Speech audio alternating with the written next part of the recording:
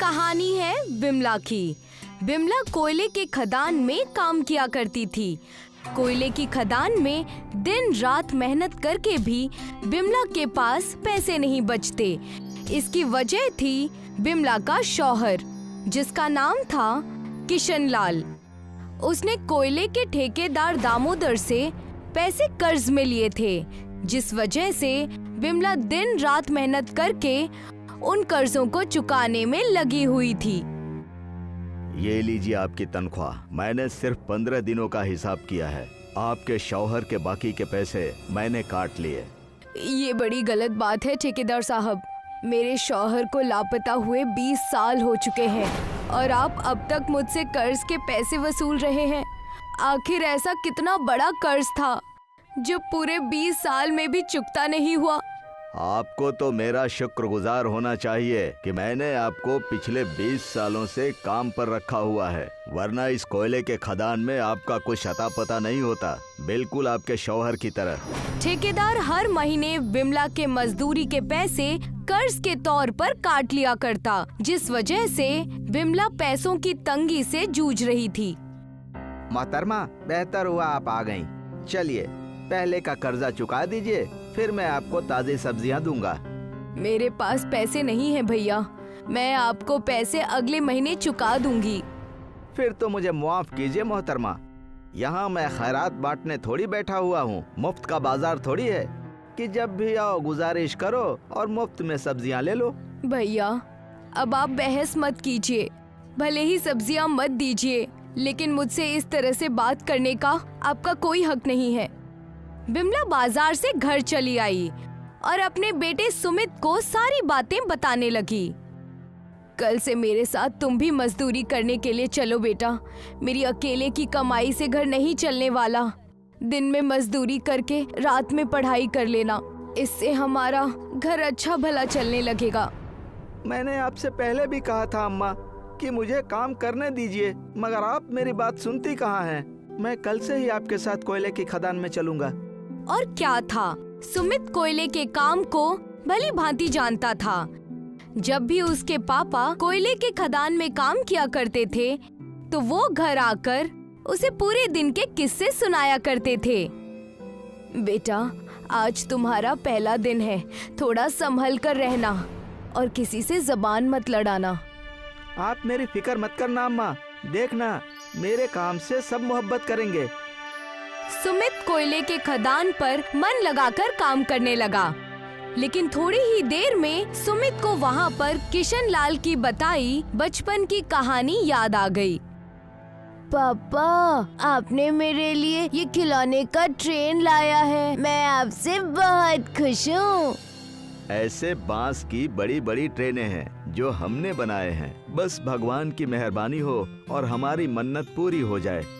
बांस की ट्रेन, ये क्या होता है पापा? हमने कोयले की खदान में एक खुफिया रास्ता बनाया है जहाँ सिर्फ हम ही जा सकते हैं। मैं बड़ा होकर जरूर आपके पास आऊंगा। सुमित वो बातें याद कर ही रहा था। ऐ नए लड़के, किशन लाल के बेटे हो ना तुम? जल्दी जल्दी हाथ चलाओ, कोयला तोड़ना बहुत मुश्किल काम है। जल्दी जल्दी काम पर लोगो। जी ठेकेदार साहब, मैं जल्दी अपना काम खत्म कर लूंगा। सुमित दोबारा से कोयले के खदान में काम करने लगा। उतने में ही वहाँ 2 नकाबपोश आए और सुमित को अगवा करके ले जाने लगे। छोड़ो मुझे, कौन हो तुम लोग? क्या हो रहा है यहाँ पर? सारे नकाबपोश सुमित को उठाकर उस खुदान के गुप्त रास्ते से होकर किशन लाल के पास लेकर चले गए। आओ बेटा, हम तुम्हारा ही इंतजार कर रहे थे। तुम्हारी माँ यानी बिमला कैसी है? आप कौन हैं और मेरे माँ के मुतालिक इतना सब कुछ कैसे जानते हैं? भूल गए? मैं किशन लाल, तुम्हारा वालिद। बांस की ट्रेन, बचपन की कहानी। पापा, मैंने और अम्मा ने आपको कहाँ कहाँ नहीं ढूंढा। बचपन से ही मैं आपकी सुनाई हुई कहानियों के जरिए जी रहा हूँ, मगर आप अभी यहाँ क्या कर रहे हैं? कोयले की खदान तो बस एक बहाना है हुकूमत और पुलिस वालों से छुपने का। दरअसल हम कोयले से मिले हीरो की तस्करी करते हैं। चलो मैं तुम्हें दिखाता हूँ। किशन लाल अपने बेटे सुमित को एक खुफिया जगह पर ले गया। पापा, आपने ये बांस की ट्रेन आखिर बनाई क्यों? इंजन वाली ट्रेन हमेशा आवाज करती है, जिससे लोगों को और हुकूमत को हमारे गैर कानूनी कामों के बारे में पता चल जाता है। इसीलिए हम इन बांस की ट्रेनों पर तस्करी करते हैं। इससे हमारा काम भी हो जाता है और किसी को कानो कान खबर भी नहीं होती। सुमित अपने पापा से मिलकर खुश तो हो गया था, लेकिन उनके गैर कानूनी अपराध सुमित को पसंद नहीं आए। तब उसने अपने पापा के खिलाफ एक साजिश रची। पापा, मैं एक जौहरी को अच्छी तरह से जानता हूँ। वो आपको हीरो की 4 गुना ज्यादा कीमत देगा। उसके हीरे बाहरी मुल्कों में भी मशहूर हैं। शाबाश बेटे, तुम बहुत ही अक्लमंद हो। मुझे तुम पर नाज है। सुमित अपने पापा को अपनी साजिश में फंसा चुका था। वहाँ से निकलकर सुमित दोबारा कोयले की खदान के पास जाता है। कहाँ थे बेटा तुम? पूरे 6 घंटे बाद आ रहे हो। दिन ढल चुका है। आज ठेकेदार साहब जल्दी चले गए, इसलिए तुम बच गए, वरना तुम पहले ही दिन निकाल दिए जाते। अम्मा, आप घर चलिए, मुझे आपसे कुछ जरूरी बात करनी है। सुमित घर जाकर अपनी माँ को सारी बात बता देता है। क्या सच? मुझे तो नाज है बेटा तुम पर कि तुमने उनका साथ नहीं दिया, लेकिन तुम करने क्या वाले हो? हमने उन्हें भगवान सोचा था, लेकिन वो तो बेहद बुरे इंसान निकले। अम्मा, आप चिंता ना करें और देखते जाएं।